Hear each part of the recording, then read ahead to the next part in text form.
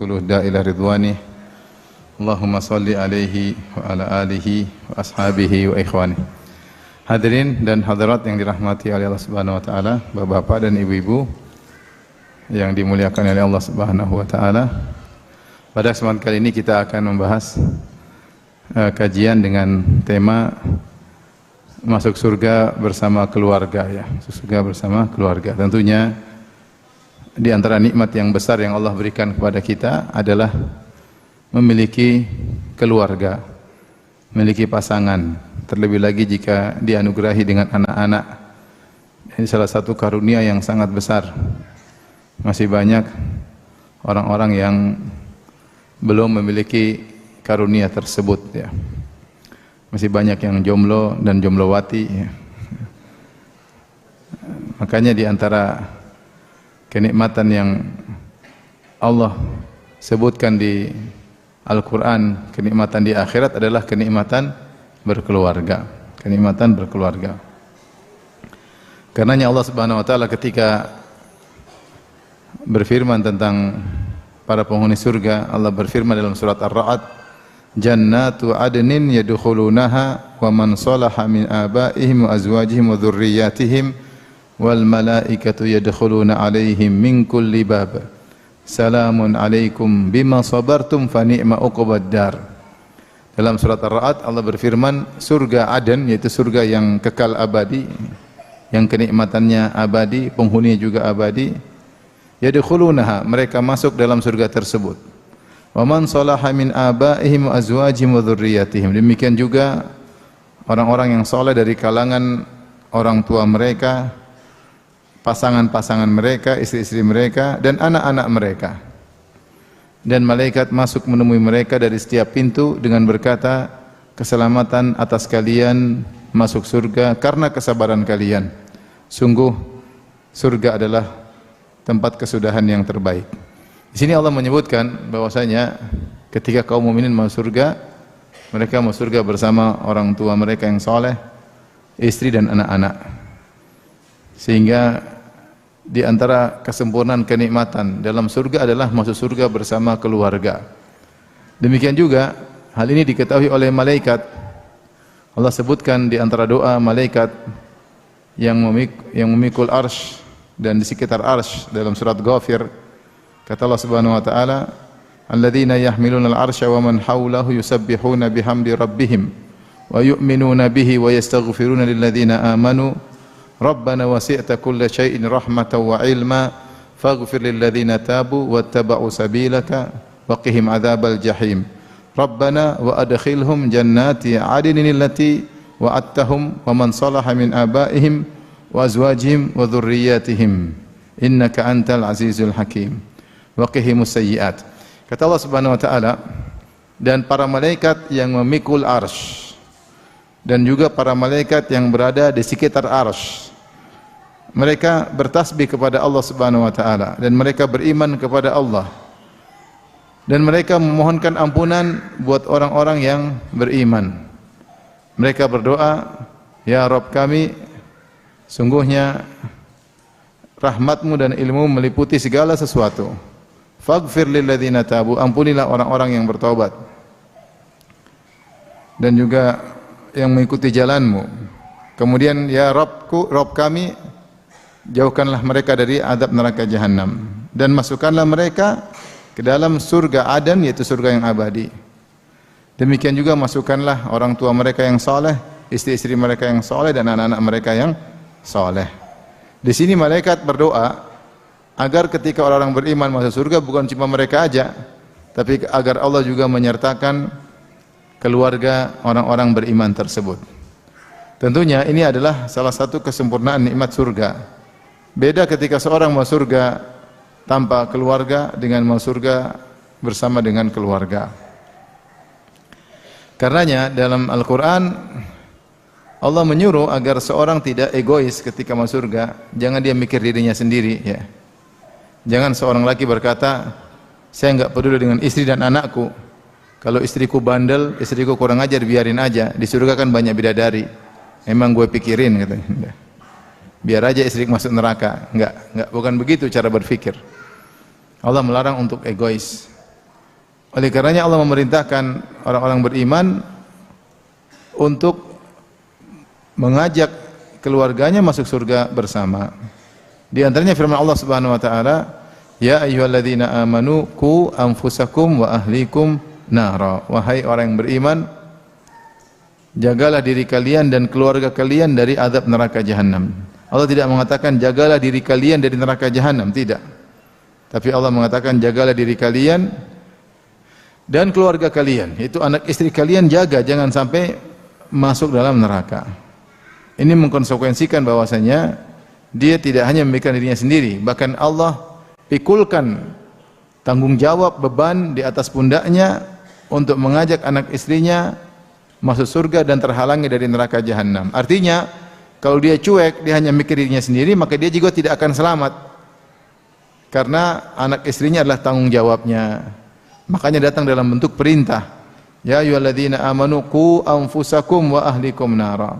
Wahai orang beriman, jagalah diri kalian dan keluarga kalian dari neraka jahanam. Kemudian Allah sebutkan tentang bahaya neraka. Wa quduhan nasu wal hijarah 'alaiha malaikatun ghiladzun shidad.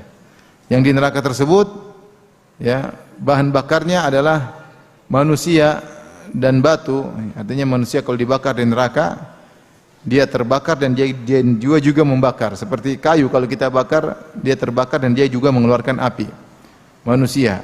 Wal hijarah, dan juga batu yang ikut membakar. 'Alaiha malaikatun ghiladzun shidad. Pada neraka tersebut ada malaikat-malaikat yang ghilad shidad, yang kasar dan keras.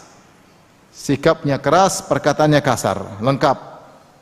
Sikapnya keras dan perkataannya kasar, tidak ada basa-basi keras. La ya'sunallaha ma amarahum, yang mereka tidak pernah membangkang kepada Allah atas apa yang Allah perintahkan kepada mereka. Wa yaf'aluna ma yu'marun, dan mereka mengerjakan apa yang diperintahkan. Itu Allah yang mengingatkan, kalau sudah masuk neraka tidak mungkin malaikat diajak kompromi, enggak ada. Hati-hati. Kalau dia masuk neraka, malaikat tersebut keras, kenceng, perkataannya menyakitkan, sikapnya keras, taat kepada Allah, tidak bisa diajak kompromi. Makanya ketika penghuni neraka mencoba untuk mengajak kompromi kepada malaikat, ya, mereka minta untuk dimatikan. Wa nadau ya Malik liyaqdi alaina rabbuk qala innakum makithun. Mereka berkata, wahai malaikat Malik, mintalah kepada Allah agar mematikan kami, tersiksa kami, mending mati. Kata malaikat Malik, innakum makithun, tidak ada mati, kalian akan situ selama-lamanya. Subhanallah, tidak bisa diajak kompromi. Mereka juga berkata, penghuni neraka berkata kepada, wa qala alladziina kafaru li khazanati jahannam ud'u rabbakum yukhaffif 'anna yawman minal adzab. Berkata penghuni neraka kepada penjaga neraka, mintalah kepada Rabb kalian agar mengurangi azab kami meskipun hanya sehari. Tidak dikasih. Malaikat tidak bisa diajak kompromi. Makanya Allah ingatkan, hati-hati, selamatkan diri kalian dan anak istri kalian dari neraka yang bahan bakarnya manusia dan batu, kemudian penjaganya keras, kasar, dan tidak bisa diajak kompromi. Taib. Ini menunjukkan bahwasanya beban untuk mengajak anak istri agar selamat dari neraka dibebankan kepada kepala rumah tangga, itu kepada suami. Demikian juga dalam ayat yang lain, di akhir surat Thaha, kata Allah Subhanahu wa taala, wa'mur ahlaka bis-salati wastabir 'alaiha la nas'aluka rizqan nahnu narzuquk wal 'aqibatu litaqwa. Kata Allah Subhanahu wa taala, perintahkanlah keluarga kalian, yaitu anak istri kalian, bis-salat, untuk salat, perintah. Ya, wa'mur ahlaka bis-salati wastabir 'alaiha, dan tambahkanlah kesabaran untuk salat. Ya, sabar, kau bersabar, kau sendiri bersabar untuk salat. Wastabir, Allah tidak mengatakan wasbir, tapi ada tambahan wastabir, ada huruf ta di situ. Untuk tambahan huruf menunjukkan tambahan perbuatan, yaitu benar-benar bersabarlah engkau dalam salat dan juga benar-benar bersabar dalam memerintahkan anak istri untuk salat. Kemudian Allah ingatkan, la nas'aluka rizqan, kami tidak pernah minta rizki darimu, kami tidak pernah nuntut kamu cari rizki banyak-banyak, karena jadikan alasan untuk lupa menyuruh anak istri ibadah. Nahnu narzukuk, justru kami yang kasih rezeki kepada kalian. Itu Allah mengingatkan ada sebagian orang yang mereka gara-gara cari rezeki lupa mendakwahi anak istri. Sibuk cari sesuap emas, bukan suap nasi ya. Sehingga akhirnya lupa untuk mendakwahi anak istri. Maka Allah mengatakan la nas'aluka rizqan, kami tidak minta rezeki dari kalian. Nahnu narzukuk, justru kami yang beri rezeki kepada kalian. Sebenarnya Allah mengatakan kalau seorang suami menyuruh anak istrinya untuk salat, itu adalah sebab untuk ditambah rezeki dari Allah, karena Allah yang bilang perintahkan mereka salat, nahnu narzukuk, kami yang kasih rezeki. Ya, jangan sampai ada syubhat mengatakan waduh kalau saya suruh anak istri salat nanti rezeki saya berkurang karena waktu kerja saya berkurang. Tidak, menyuruh mereka untuk salat tidak butuh waktu lama, dan Allah justru janji akan ditambahkan rezeki. Wal aqibatu littaqwa, dan kesudahan yang indah bagi orang yang bertakwa. Tugasmu kamu salat, suruh anak istri salat, kamu akan mendapatkan kesudahan yang indah.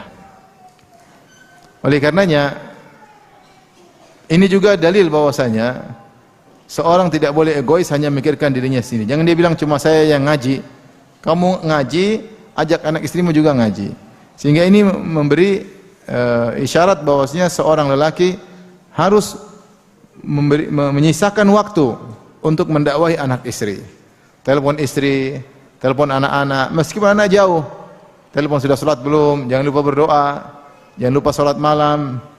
Jangan lupa doain bapakmu, utang bapakmu belum lunas. Ini seru anak, telepon anak-anak. Telepon anak-anak sehingga anak ada kontak batin. Mereka merasa orang tua mereka perhatian kepada mereka ya. Ya, telepon istri, sayang udah salat belum? Sayang jangan lupa salat witir. Jangan lupa bangun malam. Si tahu, udah ngaji belum? Hari ini udah ngaji belum? Berapa halaman ngaji? Tanya. Jangan kita cuek-cuek saja. Semua orang bisa imannya naik turun. Bisa iman naik turun. Istri juga begitu, tanya suaminya, "Mas, hari ini mata jelalatan enggak?" Saya aja ustadz sering ditegur sama istri saya.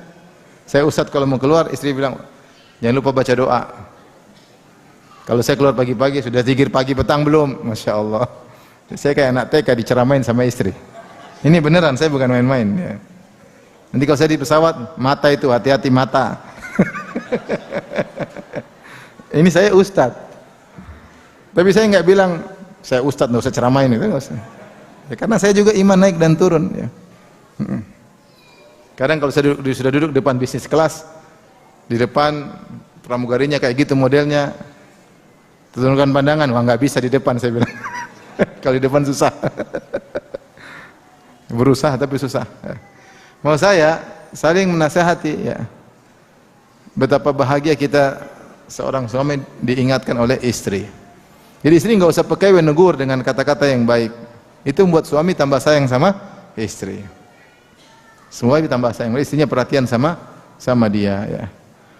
Oleh karenanya ayat ini menunjukkan bahwasanya seorang laki tidak boleh egois hanya mikir dirinya sendiri, tetapi dia harus juga berjuang untuk mengajak anak istrinya masuk surga. Ternyata bukan cuma usaha dengan usaha begitu saja, bahkan Allah menyuruh seorang suami untuk sering mendoakan anak istrinya. Makanya di antara ciri-ciri penghuni surga adalah orang yang sering mendoakan anak istrinya. Kalau kita jarang mendoakan anak istri, khawatirnya ini bukan ciri penghuni surga. Karena orang penghuni surga itu dia punya perhatian sama anak istrinya. Bukan cuma perhatian di luar kesana kemari, anak istri dia cuekin. Itu salah dalam skala prioritas. Salah dalam skala prioritas. Dalam Islam skala prioritas pertama keluarga kita, anak istri kita harus kita perhatikan terlebih dahulu. Ya, baru kemudian di luar masya Allah. Jadi pegiat dakwah, panitia dakwah sana sini, tapi anak istri tidak pernah diperhatikan. Itu salah.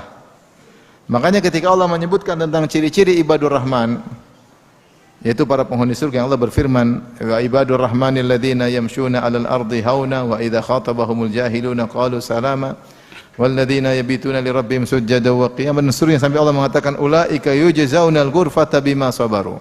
wa yulaqawna fiha tahiyyatan wa salama. Dan hamba-hamba Ar-Rahman yang kalau mereka berjalan di atas muka bumi, mereka berjalan dengan penuh tawadhu, tidak sombong. Dan seterusnya. Setelah itu Allah sebutkan sifat-sifat mereka.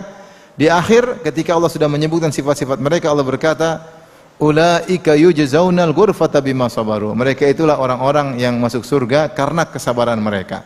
Di antara ciri-ciri ibadur rahman penghuni surga, Allah berfirman, walladzina yaquluna rabbana hab lana min azwajina wa dhurriyyatina qurrata a'yun waj'alna lil muttaqina imama. Dan orang-orang yang senantiasa berdoa, ya Rabb kami, jadikanlah istri kami dan anak kami, jadikanlah istri-istri kami dan anak-anak kami qurrata a'yun, yaitu penyejuk pandangan mata kami, ya, yaitu anak-anak yang saleh dan istri-istri yang salehah. Waj'alnil muttaqina imama, dan jadikanlah kami sebagai teladan bagi orang-orang yang beriman. Di sini Allah menggunakan fi'il mudhari' walladzina yaqulun, dan orang-orang yang senantiasa berdoa. Fi'il mudhari' itu menunjukkan continuous tense, ya, dan menunjukkan tajaddudal fi'il. Tajaddudal fi'il yaitu fi'il perbuatan yang berulang-ulang. Jadi sering berdoa dalam kesehariannya dengan doa tersebut. Maka tidak kita selipkan doa ini kalau kita lagi salat malam dengan doa sungguh-sungguh dengan penuh penghayatan, karena kita tahu betapa bahagianya ketika anak istri kita soleh dan soleha, puncak kebahagiaan dunia sebelum akhirat. Dan kita tahu betapa sengsaranya jika seorang diuji dengan istri yang kurang ajar dan anak yang kurang ajar, penderitaan yang luar biasa. Makanya kalau berdoa, doa dengan serius. Rabbana hablana min azwajina wa dhurriyyatina qurrata a'yun waj'alna lil muttaqina imama. Ya Allah, jadikanlah anak-anak kami, istri-istri kami, ya, sebagai istri-istri yang soleha dan anak-anak yang soleh. Dan jadikanlah kami, ya, lil muttaqina imama. Jadikanlah kami adalah qudwah, teladan bagi orang-orang yang beriman. Berdoa dengan doa yang benar-benar tulus. Sehingga ini doa tingkat tinggi. Bukan cuma minta anak istri jadi soleh dan soleha, tapi minta agar keluarga kita menjadi qudwah. Menjadi qudwah itu sebagai teladan bagi keluarga-keluarga yang lain. Wa ja'alna lil muttaqina imama. Jadikanlah kami imam bagi orang-orang yang bertakwa. Ini doa tinggi, luar biasa, ya. Sehingga seorang ketika berdoa dengan doa tersebut, dia punya himmah aliyah, punya cita-cita yang tinggi. Bukan cuma keluarganya di keluarga yang soleh, tetapi agar keluarganya menjadi teladan bagi yang lainnya. Karena di akhir doa, wa ja'alna lil muttaqina imama. Jadikanlah kami imam, yaitu qudwah, teladan, suri teladan, contoh bagi orang-orang yang bertakwa lainnya. Maka ini semua menunjukkan bahwasanya kalau masuk surga hendaknya bareng-bareng, Dan inilah impian para nabi. Makanya para nabi mereka berdoa untuk keluarga mereka, mereka berdoa untuk anak-anak mereka, ya. Seperti Nabi Ibrahim, Allah abadikan di akhir-akhir surat Ibrahim. Wa idz qala Ibrahim rabbi ja'al hadzal balada amina wa junubni wa baniya an na'budal asnam. Ya Rabbku, ketika Ibrahim berdoa, ya Rabbku, jadikanlah kota Mekah negeri yang aman. Wa junubni wa baniya, dan jauhkanlah aku dan keturunanku dari penyembahan berhala, dari kesyirikan. Rabbi innahunna adlalna katsiran minan nas. Sungguhnya berhala-berhala banyak menyesatkan manusia. Faman tabi'ahu fa innahu minni wa man 'asani fa innahu ghafurur rahim. Rabbana inni askantu min dzurriyyati biwadin ghairi dzi zar'in 'inda baitikal muharram. Rabbana liyuqimus shalah. Ya Allah, aku letakkan putraku di lembah yang kering, yang tandus. Buat apa? Liyuqimus salat, agar mereka menegakkan salat di sini, menegakkan salat di Mekah. Itu Nabi Ismail. Waj'al afidatan minan nasi tahwi ilaihim warzuqhum minats thamarati la'allahum yashkurun. Ya Allah, jadikanlah hati-hati manusia condong kepada mereka, selalu rindu ke Mekah. Dan berikan rezeki kepada mereka agar mereka menjadi orang yang bersyukur. Lihat, berikan rezeki kepada anak-anakku supaya pandai bersyukur, bukan supaya hidup mewah-mewah, bukan supaya kayak gaya-gayaan, ya. Bukan supaya ugal-ugalan, ya, enggak. Kemudian dia berdoa lagi. Dia berkata, Rabbi ja'alni muqimas salati wa min dzurriyyati. Dia ulangi lagi. Ya Allah, jadikanlah aku dan anak keturunanku penegak salat. Rabbi ja'alni muqimas salat. Jadikanlah aku penegak salat. Muqim itu isim fa'il, senantiasa salat. Wa min dzurriyyati, dan juga anak keturunanku. Ya. Nabi Ibrahim mendoakan. Jadi Rabbana ghfirli wa liwalidayya walil mu'minin, ya Allah ampunilah aku dan kedua orang tuaku. Dia juga mendoakan kedua orang tuanya, meskipun bapaknya akhirnya tidak bisa didoakan karena meninggal dalam kondisi musyrik. Tapi Ibrahim alaihissalam dalam doa-doanya dia perhatian sama keluarganya, mendoakan anak-anaknya. Ya.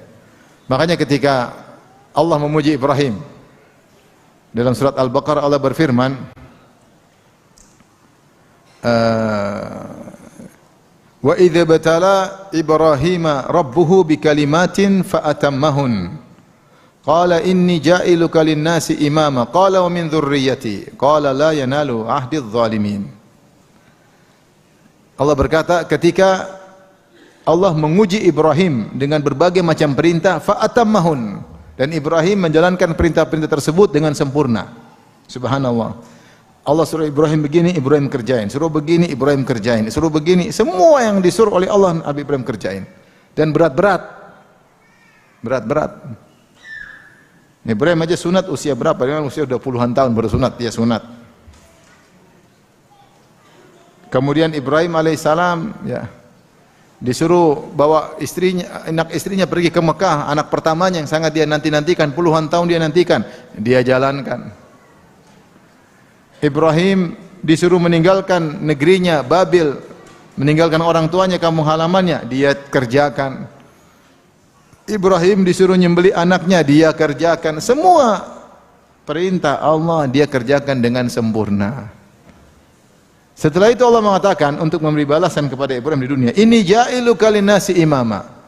Aku akan menjadikan engkau sebagai pemimpin bagi manusia. Ibrahim langsung menimpali Allah, berkata, qala min dzurriyyati, jangan saya aja ya Allah yang jadikan pemimpin, anak-anakku juga. Dia doain anak-anaknya, anak-anakku juga. Allah berfirman, qala la yanalu ahdi dzalimin, janjiku tidak mengenai orang zalim. Artinya ada anak-anakmu jadi pemimpin, ada yang tidak. Tapi menjadi perhatian kita di sini, Ibrahim mendoakan apa? Anak-anaknya, anak keturunannya.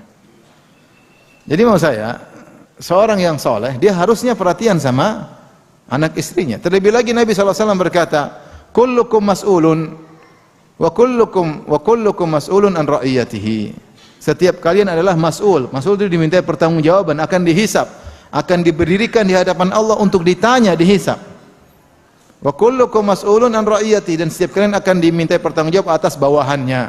Bukankah kita kepala keluarga punya bawahan? Istri kita, anak kita, itu adalah anggota keluarga kita. Kita sebagai pemimpin rumah tangga, maka kita pasti akan ditanya. Bukan ditanya cuma sudah kasih makan belum, tidak. Bagaimana pendidikannya, bagaimana agamanya, akan ditanya oleh Allah Subhanahu wa taala. Akan ditanya.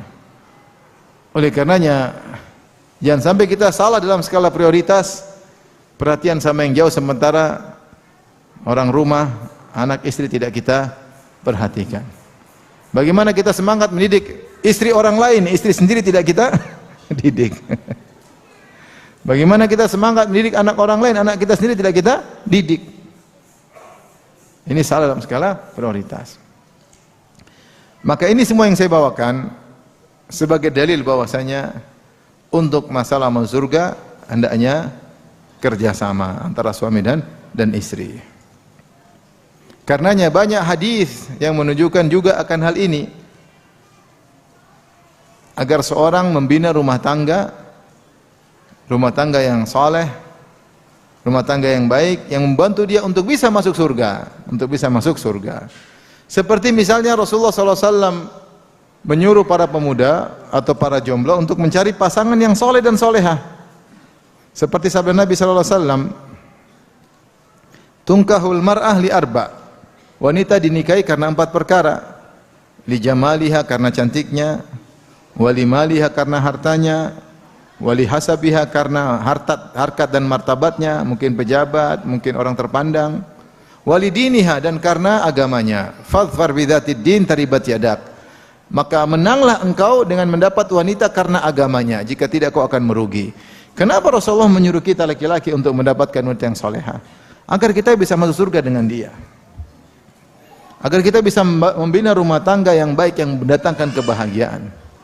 Ya. Rasulullah tidak menyuruh cari wanita yang kaya raya, ya. Karena kaya raya belum tentu mendatangkan apa? Kebahagiaan. Kalau bisa soleha, cantik, kaya raya, anak pejabat, ya oke lah kalau bisa. Kalau nggak bisa, yang pertama yang penting soleha. Itulah yang bisa membuat kita, mengingatkan kita, menegur kita, bekerja sama dengan kita dalam rangka untuk masuk surga. Makanya Rasulullah SAW juga bersabda, liyattakhidh ahadukum qalban syakiran wa lisanan dzakiran wa zaujatan tu'inuhu ala amril akhirah. Hendaknya kalian memiliki hati yang senantiasa bersyukur, lisan yang senantiasa berzikir, dan hendaknya memiliki istri yang membantunya untuk urusan akhirat. Istri yang membantunya untuk urusan akhirat. Jadi Rasulullah menyuruh kerjasama suami istri. Kalau Allah berfirman, wa ta'awunal birri wat taqwa, tolong menolonglah kalian dalam kebajikan ketakwaan. Di antara tolong menolong yang harusnya kita lakukan, tolong menolong suami istri. Bagaimana orientasi kehidupan kita harus akhirat, hidup cuma sebentar. Kita harus fokus apapun yang kita kerjakan, orientasi kita adalah akhirat. Oleh karenanya, ini semua menunjukkan bahwasanya perlu kerjasama antara suami dan istri untuk masuk surga, ya, untuk masuk surga. Maka istri itu diajak ngaji, istri ditanya, diingatkan, sudah baca Quran belum hari ini? Sayang, sudah zikir pagi petang belum? Tanya sama istri. WhatsApp sudah dibaca belum? Sudah. WhatsApp sudah. Zikir pagi petang? Belum. Al-Quran? Belum. Berita politik? Sudah. Berita artis, berita kecantikan? Sudah. Al-Quran? Belum. Ya. Tentu rumah tangga begini yang indah, saling apa? Mengingatkan. Karenanya pada kesempatan kali ini kita akan berbicara tentang bagaimana bentuk kerjasama suami istri agar kita sama-sama bisa digiring oleh Allah menuju surganya. Ya. Perlu kerjasama, perlu kerjasama.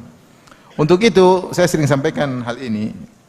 Seorang ketika melakukan ibadah nikah, ya, dia harus mengerti apa sih tujuan syariat dalam pernikahan yang disebut dengan maqasiduz zawaj.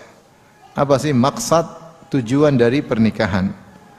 Para ulama yang bahas tentang tujuan pernikahan, mereka sebutkan ada 3 tujuan pernikahan. 3 tujuan pernikahan. Tujuan yang pertama adalah untuk menjaga diri agar tidak terjerumus dalam perzinahan, agar tidak terjerumus dalam memandang yang haram. Ini adalah tujuan yang mulia. Dunia ini penuh cobaan, fitnah lawan jenis. Bagi laki-laki fitnah wanita terbesar, bagi wanita fitnah lelaki juga fitnah yang besar. Jadi ini fitnah bukan main-main. Sudah banyak orang yang terjerumus, jatuh, kemudian kalah dalam fitnah tersebut. Fitnah lawan jenis. Dalilnya Rasulullah SAW bersabda, ya ma'syarasy syabab, man istata'a minkumul ba'ah falyatazawwaj. Wahai para pemuda sekalian, siapa di antara kalian yang mampu untuk menikah maka menikahlah. Fa innahu aghaddu lil basar wa ahsanu lil farj. Sungguhnya menikah itu lebih menundukkan pandangan, lebih menjaga kemaluan. Faman lam yastati' fa alaihi bisawm.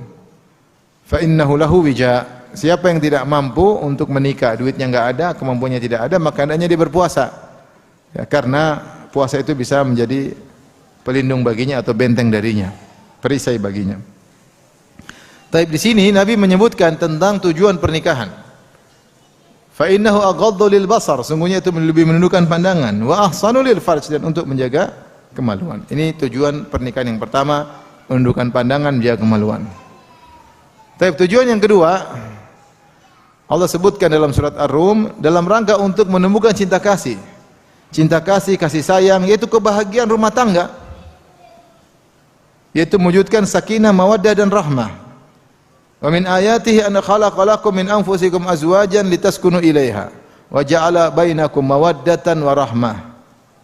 Dan di antara tanda-tanda kebesaran Allah Subhanahu wa taala, Allah menciptakan bagi kalian istri-istri kalian, litaskunu ilaiha, agar kalian para lelaki condong, tentram, mendapatkan sakinah di sisi istri-istri kalian. Bukan cuma itu, wa ja'ala bainakum mawaddatan wa rahmah, dan Allah menjadikan mawaddah dan rahmah. Mawaddah itu cinta, ada hasrat, namanya mawaddah. Rahmat yaitu maksudnya kasih sayang. Kasih sayang. Ternyata di antara tujuan pernikahan adalah munculnya sakinah, mawaddah dan rahmah dalam rumah tangga. Ini antara tujuan pernikahan.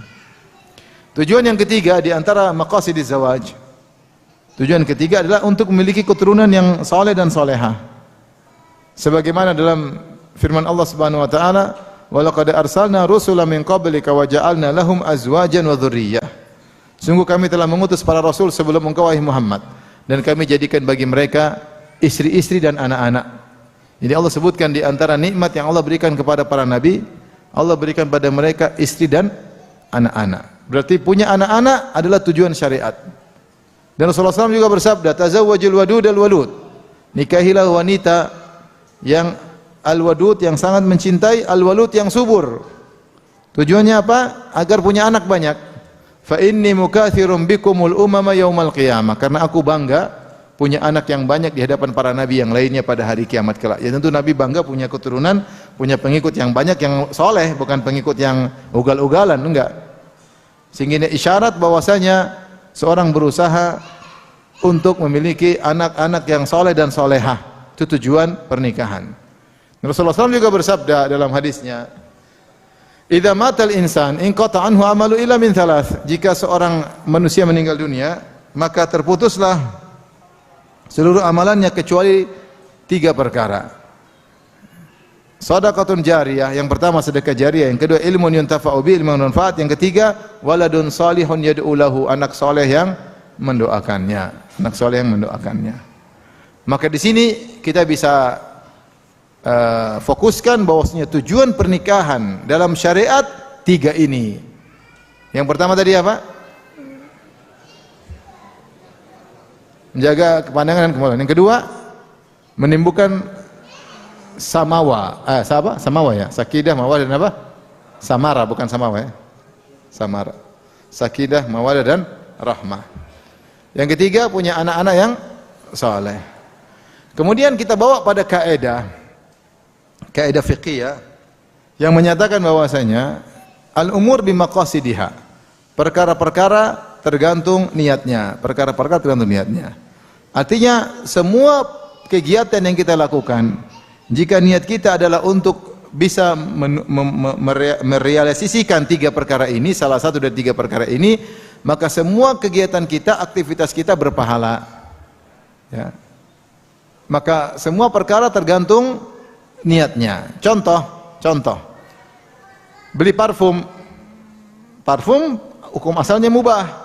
Enggak beli juga enggak apa-apa. Tapi ketika saya beli parfum niatnya untuk menjalankan sunnah Nabi, karena saya ingin pergi ke masjid, disunahkan kita di masjid pakai parfum sehingga wangi di sekitar kita, maka membeli parfum itu jadi hukumnya apa? Sunnah. Ini contoh. Ya, tergantung tujuannya. Jalan hukum asalnya boleh, tapi bisa berubah hukumnya tergantung tujuannya. Kalau seorang berjalan menuju tempat diskotik, ya perjalanan setiap langkahnya dosa. Kalau dia berjalan menuju tempat prostitusi, tempat perjudian, tempat minum khamar, maka setiap langkah kakinya dosa. Tapi kalau dia jalan untuk berbakti sama orang tua, maka setiap langkah kakinya berpahala. Jika dia berjalan untuk salat Jumat, maka langkah kakinya wajib karena dia hendak pergi salat Jumat. Maka perkara yang tadinya hukum asalnya mubah bisa berubah hukumnya. Ya. Maka demikian juga dalam kegiatan kita rumah tangga, kalau kita melakukan kegiatan mubah, kegiatan yang boleh asalnya, tapi kalau tujuannya adalah untuk 3 perkara ini, salah satunya, maka dapat pahala. Contoh misalnya, istri kita suruh pergi ke salon, jangan terlalu mahal, yang biasa-biasa aja. Dengan tujuan agar dia cantik depan mata kita sehingga kita lebih menundukkan pandangan. Pahala atau tidak? pahala karena kita melaksanakan salah satu tujuan tersebut. Kita keluarkan uang biaya untuk mendoain anak. Ini pondok bagus, agak mahal dikit, kita keluarin agar anak kita bisa dididik dengan baik di pondok tersebut. Maka uang yang kita keluarkan adalah infak wajib pada tempatnya. Dapat pahala, dapat pahala. Sehingga kaidah mengatakan al-umur bimaqasidihha, segala perkara yang dilakukan jika tujuannya baik, maka dia juga menjadi berpahala sesuai dengan tujuan yang dimaksud. Nah, ini kita bawa dalam benak kita sehingga harus sering kita hadirkan ketika melakukan sesuatu. Saya mau apa ini? Kenapa saya ngapain keluarga saya? Selamat tidak keluar dari 3 tujuan tersebut, maka seluruh kegiatan kita, aktivitas kita berpahala di sisi Allah Subhanahu wa taala. Sehingga muncullah kerjasama antara suami dan istri untuk bisa meraih pahala sebanyak-banyaknya sehingga bisa masuk surga. Tapi kita bicara yang pertama, di antara tujuan kehidupan rumah tangga adalah untuk menundukkan pandangan, menjaga kemaluan. Maka jika seorang suami dia melakukan aktivitas demi untuk hal ini, dia ingin menyenangkan istrinya, dia jaga kesehatan tubuhnya misalnya, dia jaga penampilan di hadapan istrinya, sebagai perkataan Ibnu Umar, inni uhibbu an atazayyana lil mar'ah kama uhibbu an tatazayyana li. Aku suka untuk berhias di hadapan istriku sebagaimana aku suka istriku berhias di hadapan aku. Niatnya untuk agar menundukkan pandangan istri, sehingga dia menunaikan kewajiban nafkah batin bagi istrinya. Maka sang suami dapat pahala. Misalnya suami olahraga dalam rangka untuk menyenangkan istri, berpahala. Demikian juga istri, kalau istri niatnya untuk merias diri, mempercantik diri, makannya diatur, tidak memelarkan tubuhnya, jangan mentang-mentang masa pertumbuhan makan seenaknya. Dalam rangka menyenangkan suaminya, dia dapat pahala. Dia olahraga, dia fitness, dia olahraga, senam, ini semua berpahala kalau diniatkan untuk melaksanakan tujuan dari pernikahan, menundukkan pandangan suaminya. Makanya di antara poin yang sangat ditekankan oleh Nabi sallallahu alaihi wasallam yaitu bagaimana istri memenuhi ajakan suaminya. Karena ini di antara pelaksanaan tujuan dari pernikahan. Sampai Rasulullah SAW berkata, "Idza da'a ar-rajulu imra'atahu ila firashihi fa abat fabata ghadban la'anat hal malaikatu hatta tusbih." Jika seorang suami mengajak istrinya untuk berhubungan intim, kemudian istrinya tidak mau, lantas suaminya tidur dalam kondisi marah, maka wanita ini dilaknat oleh malaikat sampai pagi hari. Mengerikan. Misalnya suami ngajak istrinya jam 8 malam habis sholat isya, istrinya nggak mau, terus suaminya marah. Suaminya marah, akhirnya guling dipeluk erat-erat, bantal dipeluk erat-erat sampai subuh. Subuh jam berapa? Jam 3:30. Dari jam 8 sampai 3:30 dilaknat malaikat. Kata Nabi hatta tusbih, sampai pagi. Jika suaminya marah. Kalau suaminya enggak marah, pengertian enggak dilaknat karena syaratnya istri enggan, suami marah. Tapi kalau orang-orang Kendal, insya Allah suaminya tidak suka pemarah. Insya Allah. Kelihatannya, aslinya wallahu alam. Kenapa? Karena ini salah satu tujuan utama menundukkan pandangan suami dengan istri, memenuhi hasrat apa? Suami. Sampai Rasulullah SAW mengatakan, jika seorang kemudian keluar, kemudian melihat ada wanita, kemudian dia tertarik, hendaknya dia pulang, ya, untuk menemui istrinya. Karena jika dia menggauli istrinya, maka hasrat yang ada dalam dirinya akan hilang, ya, akan hilang, ya. Ini dalam rangka menundukkan pandangan dan menjaga kemaluan suami. Makanya ketika istri tidak mempedulikan hal ini, maka terjadilah kerusakan dalam rumah tangga. Ketika istri mulai malas untuk melayani suami, ya. Tentu harus ada kerjasama, suami juga harus perhatian, merayu dulu, istilahnya gampangannya, ya.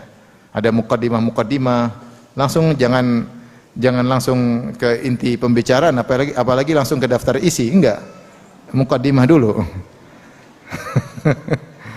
Jangan langsung kesimpulan daftar isi, mukaddimah dulu. Namun ketika istri juga tidak perhatian, mulailah terjadi kerenggangan dalam rumah tangga. Mulailah akhirnya suaminya bermaksiat. Karena hasrat harus disalurkan. Ketika tidak disalurkan, mulailah suaminya bermaksiat. Mulailah rumah tangga tersebut keberkahannya dicabut sedikit demi sedikit. Kesalahan dari mana wallahu alam? Bisa jadi dari suami, bisa jadi dari istri. Mulailah suaminya chattingan sama wanita sembarang. Mulailah dia melihat wanita sembarangan. Mulailah dia bermaksiat. Mulailah matanya jelalatan. Kenapa dia tidak menemukan penyaluran hasratnya di rumah? Sebabnya istrinya tidak pedulikan dia. Ketika diajak berhubungan, "Mas, kamu ini macam-macam aja." Ini repot. Ini bukan macam-macam, ini serius. Dia cuek. Dia cuek. Ada seorang wanita datang ke rumah mengeluh, "Ustaz, suami saya sudah sekian bulan tidak menggauli saya. Kita kondisi baik-baik, tapi sudah sekian bulan, ya karena kerja mungkin dia kurang melayani suaminya. Suaminya cuek, ditinggalin." Saya bilang, kalau saya laki-laki, Bu, mustahil laki-laki bisa bertahan 6 bulan. Kalau dia punya uang, dia punya kesempatan, dia pasti punya hubungan di luar. Dan ternyata benar. Kecuali kalau duit nggak ada, wajah pas-pasan, ya pasrah, puasa terus. Tapi kalau duit ada, istri nggak melayani, suami ya namanya dia harus melakukan apa yang dilakukan. Oleh karena ketemu dengan apa? Istri. Laki-laki seperti itu. Oleh karenanya kerjasama antara suami istri untuk menundukkan pandangan pasangannya. Dari situ suami harus bertakwa kepada Allah. Dia jangan mengumbar pandangannya. Kapan dia mengumbar pandangannya, maka dia tidak tertarik lagi kepada istrinya. Istri kita secantik apapun, kalau kita sudah lihat wanita lain, pasti setan menghiasi. Setan telah bersumpah, la uzayyinanna lahum fil ardi, sungguh aku akan benar-benar akan sungguh-sungguh benar-benar menghiasi kemaksiatan. Taruhlah ada seorang suami, seorang laki, istrinya cantik, tapi kalau dia mengumbar pandangan, dia tak ada wanita yang tidak cantik, setan akan menghiasi. Sehingga wanita yang kurang cantik tersebut lebih menarik daripada istrinya yang lebih cantik dari wanita tersebut. Ya, makanya dikatakan rumput tetangga lebih hijau, kata orang ya. Kenapa? Ketika dia mengumbar pandangan, setan akan menghiasi. Sehingga akhirnya ketika dia sering melihat yang haram, sering nonton film, ya. Kenapa? Ini orang kafir, tapi orang kafir. Kenapa? Sering di luar jajan sudah. Jajan di luar, maksiat di luar sama istrinya.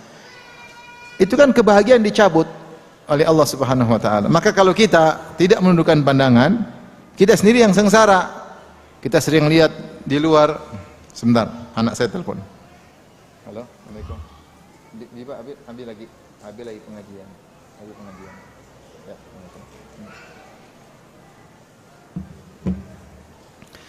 jadi ini fitnah yang terjadi zaman sekarang, yang membuat keberkahan rumah tangga dicabut oleh Allah ketika sang suami tidak menundukkan pandangan. Matanya jelalatan. Ketika matanya jelalatan melihat sesuatu yang cantik, dia tidak bisa menciumnya, cuma ngiler melihat. Bukankah itu penderitaan? Antum lapar lihat ayam bakar, terus tapi antum nggak bisa beli, itu penderitaan nggak? Pulang ke rumah makan telur nggak enak, itu kan penderitaan. Yang enak itu ada ayam enak, kita tundukkan pandangan, kita lapar, pulang ke rumah dapat telur enak makannya, itu kan kebahagiaan. Ini maksudnya logika sederhana. Seorang lagi ketika mengeluarkan pandangan, lihat wanita cantik, lihat di medsos cantik-cantik, pulang ke rumah lihat istri, waduh, hasrat nggak ada. Ketika dia berhasrat, dia tidak bisa menyalurkan karena dia tidak berhasrat lagi sama istri. Ini penderitaan bagi dia, gara-gara maksiat yang dia lakukan. Tapi kalau dia menundukkan pandangan, setiap lihat istri dia berhasrat, setiap istri dia berhasrat, dia bahagia, sehingga dia bisa benar-benar menikmati kenikmatan yang Allah berikan halal bagi dia. Makanya banyaklah berdoa, Allahumma kfini bihalalika an haramika wa aghnini bifadlika amman siwak. Ya Allah, cukupkanlah aku dengan apa yang Kau halalkan kepadaku, sehingga aku tidak butuh dengan yang haram-haram, baik urusan materi maupun urusan wanita. Cukupkanlah aku dengan yang halal. Hati-hati, ini fitnah banyak merusak rumah tangga. Gara-gara laki tidak menundukkan apa? Pandangan. Nanti kalau sudah tidak tundukkan pandangan, maksiat terus, mulai cari alasan, mau poligami lah, sunnah Nabi lah. Padahal dia yang kurang ajar. Demikian juga di antara yang merusak rumah tangga ketika istri juga bermaksiat, suka nonton film Korea, film India, nonton film Korea, lihat cowok-cowok cantik-cantik, putih-putih, sipit-sipit, keren-keren, rambutnya gemulai, bibirnya merah-merah, ya. Begitu pulang lihat suami kayak donat gosong. Hitam, jenggotan, apa ini udah enggak. Sampai ada kasus saya diceritain sama seorang psikolog.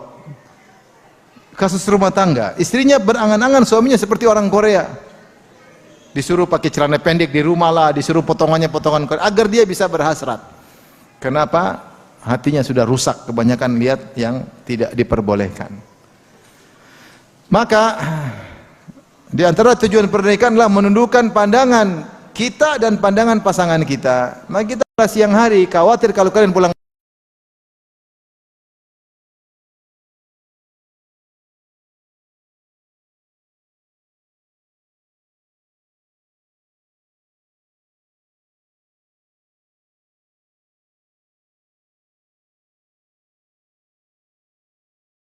maka dilarang datang malam-malam. Artinya mereka dulu kalau suami nggak di rumah mereka tidak perhatian, tidak begitu perhatian sama kecantikan. Tapi kalau suami di rumah mereka benar-benar perhatian.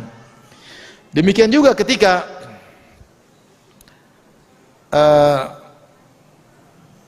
Salman Al-Farisi datang ke rumah Abu Darda.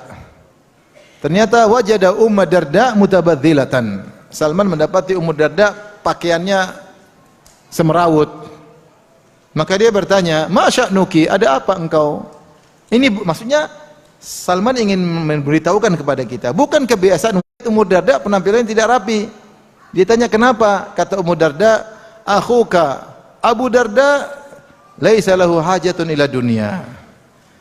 Saudaramu, kawan dekatmu Abu Darda tidak ada hasrat kepada saya. Ngapain saya rapi-rapi? Karena Abu Darda ternyata kalau pagi, kalau siang puasa, kalau malam sholat malam, terlalu rajin ibadah, sehingga tidak hasrat sama istrinya. Maka akhirnya ditegur oleh Nabi Shallallahu Alaihi Wasallam, ditegur oleh Salman, kemudian ditegur oleh Nabi Shallallahu Alaihi Wasallam. Tapi yang ingin saya sampaikan di sini, bagaimana kebiasaan para wanita dahulu kalau suaminya di rumah, mereka bersiap untuk melayani suami.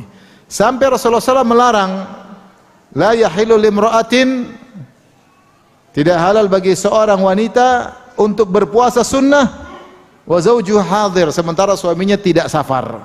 Tidak boleh bagi dia untuk puasa sunnah illa biiznihi, kecuali suaminya kasih izin, kecuali suaminya izinkan. Tidak boleh tiba-tiba wanita puasa Senin Kemis, suaminya ingin berhasrat hari Senin puasa bang, waduh. Hari Selasa Rebu suaminya nggak hasrat karena keluar rumah, balik Kemis ternyata istrinya puasa lagi. Udahlah besok saya nggak usah safar. Ternyata istrinya puasa Daud. Dicari hari yang pas, ternyata istrinya qadha. Repot. Terus kapan mau berhubungan? Oleh karenanya, saking agungnya melayani suami, sampai melayani suami lebih afdol dari puasa sunnah, daripada puasa sunnah.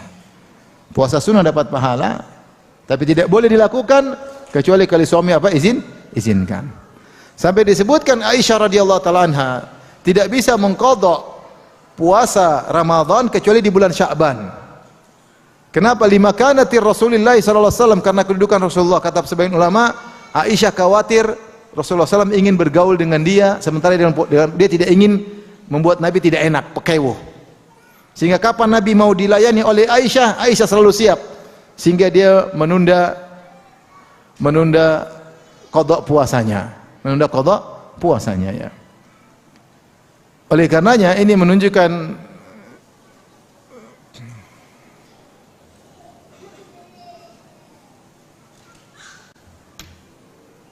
sudah mau habis. Yang benar ini. Ini baru poin pertama, belum. Taib, qadarullah sudah mau habis waktunya. Jadi maksud saya untuk menunjukkan, untuk menuju kepada tujuan maqsadul awal, tujuan pertama pernikahan adalah menundukkan pandangan dan menjaga kemaluan. Ini sangat penting untuk diperhatikan. Perlu kerjasama suami istri, semangati suami. Suami keluarkan uang, ayo sayang ke salon, ayo sayang senam, olahraga, nggak apa-apa, sehingga tetap energik ya untuk bisa melayani suami, dan suami pun demikian. Ini perlu kerjasama ya, perlu kerjasama sehingga suami bisa menundukkan pandangan, sebagaimana istri bisa juga menundukkan pandangan. Tapi yang kedua, kita singkatkan aja, di antara tujuan pernikahan adalah sakinah, mawaddah dan rahmah. Maka semua aktivitas kita dalam rumah tangga untuk mendapatkan sakinah, mawaddah, rahmah dapat pahala. Makanya di antara rumah yang berkah adalah rumah yang tenang, tidak teriak-teriak, tidak ribut-ribut, tidak angkat suara. Karena sikap ribut-ribut, angkat suara, teriak-teriak ini menghilangkan sakinah, mawaddah dan rahmah. Rasulullah SAW bersabda, "Idza aradallahu bi ahli baitin khairan adkhala alaihimur rifqa." Kalau Allah menghendaki kebaikan pada suatu keluarga, Allah masukkan kelembutan dalam keluarga tersebut. Ada kelembutan. Ma zala rifqu fi syai'in illa zana, wala yunzau an syai'in illa syana. La yazalu rifqu fi syai'in illa zana. Tidaklah kelembutan pada suatu kecuali akan menghiasinya, dan tidaklah kelembutan dicabut kecuali akan merusaknya. Maka suami istri jaga perkataan. Kalau ngomong sama pasangan, jangan yang menyakitkan hati. Pilih-pilih kata sebelum diucapkan. Pilih-pilih kata sebelum diketik. Kalau salah ketik segera diedit. Jangan bicara asal-asalan antara para pasangan. Ini menimbulkan kegaduhan, ribut, kebencian. Ya. Wanita baper, suka bawa perasaan. Laki-laki harusnya lebih bisa mengontrol untuk berucap kata-kata yang baik terhadap istri. Istri juga berusaha mengucapkan kata-kata yang baik kepada suaminya karena ibadah kepada Allah Subhanahu wa taala. Bukankah saya sering sampaikan, taat kepada suami lebih diutamakan daripada taat kepada orang tua dalam hal urusan rumah tangga. Maka seorang wanita ketika dia berkata-kata halus kepada orang tuanya, dia merasa dapat pahala, hendaknya dia hadirkan perasaan itu ketika dia berbicara dengan suaminya. Saya berbicara dengan lembut, lemah lembut, milih kata-kata, dapat pahala. Ummu Darda radhiyallahu taala anha, dia meriwayatkan hadis dari suaminya Abu Darda, Ummu Darda As-Sughra. Kalau dia meriwayatkan hadis, dia mengatakan haddatsani sayyidi, tuanku telah menyampaikan kepadaku suatu hadis. Yang dia maksud dengan sayyidi maksudnya suaminya. Sampai dia mengucapkan suaminya sayyidi, tuanku. Kenapa? Saking dia menghormati apa? Suaminya. Suami juga begitu sama istri ya. Pilih kata-kata yang baik. Allah berfirman secara umum, wa qul li ibadi yaqulu allati hiya ahsan. Katakanlah kepada hamba-hambaku untuk berkata-kata yang terbaik. Allah berfirman, wa qulu linnasi husna. Ucapkanlah kata-kata yang terbaik bagi manusia secara umum, apalagi kepada pasangan kita, bapak anak-anak kita, ibu anak-anak kita, teman kehidupan kita, teman perjuangan kita yang merawat kita kalau kita sakit. Subhanallah, bagaimana kemudian kita asal ngomong ceplas-ceplos? Kalau kita sudah bicara ceplas-ceplos, asal-asalan ngomong tidak dipikir, akhirnya keberkahan diangkat, akhirnya sakinah dan mawaddah dan rahmah hilang. Lihatlah banyak rumah tangga sekarang atau sebagian rumah tangga, suaminya tidak betah di rumah. Tidak ada obrolan, suami istrinya tidak dijadikan sebagai teman dekatnya, istrinya pun asyik dengan teman-temannya di grup, lupa ngobrol sama suaminya. Kenapa? Ngobrol sama suami tidak nyaman. Suami juga ngobrol sama istrinya tidak nyaman, suaminya ingin ngobrol sama teman-temannya di grup. Apalagi kalau sudah grup poligami, wow, tambah semangat bicara.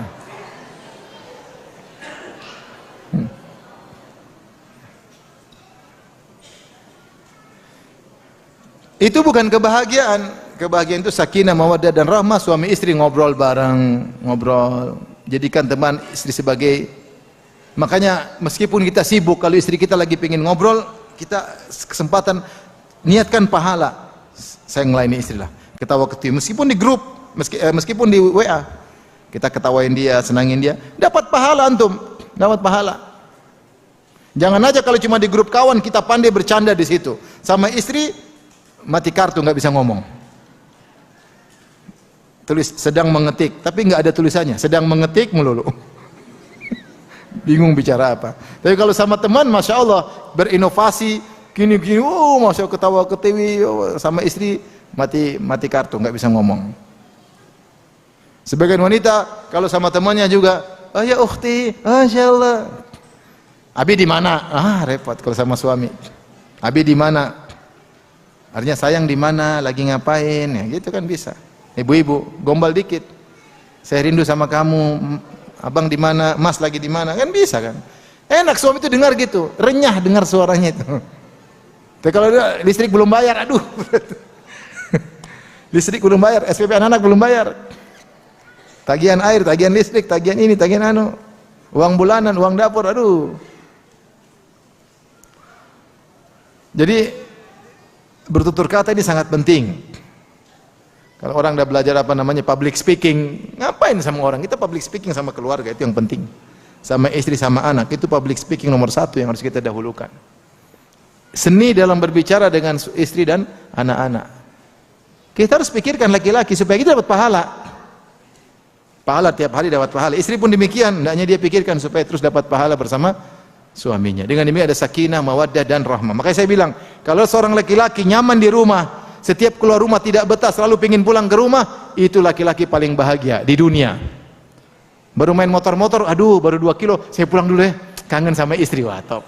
Tapi kalau sudah 100 kilo, pengen nambah 100 kilo, hari ini dia berarti nggak mikir istrinya, dia senang jalan-jalan sama temennya. Sudah 200 kilo jalan, masih kurang 1000 kilo. Ngapain kamu 1000 kilo jalan-jalan? Harusnya sama istri pulang. Dia tidak pernah rindu pulang ke rumah. Ini laki-laki sengsara. Laki-laki bahagia itu selalu ingin pulang ke rumah. Sudah teguran terakhir ya. Kalau ada wanita senang ke mall, tidak pengen ke rumah ketemu suami, ini istri sengsara. Yakinlah dia istri apa? Sengsara. Entah dia diuji dengan suami yang bobrok, atau entah dia tukang maksiat sehingga dia tidak lagi tertarik sama suaminya. Waliyadzubillah. Maka hilanglah sakinah dan mawaddah dan rahmah. Jadi ingin saya sampaikan, segala kegiatan yang bisa menumbuhkan cinta kasih berpahala. Istri antum lagi tidur, antum ambil selimut, tutup selimut, cium keningnya, antum dapat pahala. Kenapa? Istri merasa diperhatikan. Istri lagi tidur, antum elus-elus dahinya, jangan ditepuk-tepuk gini, enggak dielus-elus. Insyaallah kasih sayang. Istri suka itu. Ustaz kita udah tua, justru tua-tua itu yang asik. Bahagia, pahala ya, pahala. Masya Allah, sayang bangun subuh sayang, sayang dicium, sayang bangun, dicium, digoda sampai bangun subuh. Perempuan kayak apa sudah azan belum bangun-bangun? Sudah mau komat masih tidur terus. Sampai ada laki-laki saking marah, dia mau sholat subuh, dia kasih bangunkan istrinya. Bangun ya, Abi mau sholat subuh. Iya. Habis sholat subuh, zikir pagi petang, pulang istri masih tidur, kamu saya cerai. Subhanallah. Janganlah. Kita hidup ini dunia cuma sebentar. Tidak ada suami yang sempurna, tidak istri yang sempurna. Tapi kita harus bentuk. Kita bentuk suasana yang kita bahagia dalam suasana tersebut. Nggak usah butuh. Kita bentuk sendiri di rumah. Kita nyaman di rumah, istri nyaman di rumah. Sakinah, mawaddah dan rahmah. Sampai kita rindu. Ibnul Qayyim menyebutkan tentang kerinduan. Ada kerinduan yang haram. Kerinduan haram banyak. Rindu nonton film, rindu sama istri orang, rindu yang berpahala, rindu sama istri. Masya Allah. Lagi diam-diam, aduh pengen pulang. Itu berpahala. Rindu sama istri sendiri. Apalagi yang dirinduin banyak. Ini rindu istri orang. Gimana dosa? Ini rindu nonton film, nggak benar. Rindu dosa. Al-ishq, rindu yang halal berpahala, rindu sama istri. Kenapa kita bisa rindu ketika dalam rumah tangga sudah ada sakinah, mawaddah dan rahmah ya. Dan saya ingatkan pada ibu-ibu, untuk mendapatkan sakinah, mawaddah dan rahmah tidak mesti kita harus jadi wanita tercantik, enggak, akhlak yang mulia, tutur kata yang baik, pelayanan, itu semua menimbulkan sakinah, mawaddah dan rahmah. Bentuk penghormatan terhadap suami, Kalau suami panggil ya, Juminten dalam, gitu kan bisa. Dalam. Dalam. Ya Bi, sebentar ya Bi, sebentar ya Bi. Kamu kok lama sekali? Sebentar ya Bi. Kan bisa ngomongnya enak halus. Caranya bagaimana menarik hati suami? Insya Allah berpahala si Allah Subhanahu wa taala.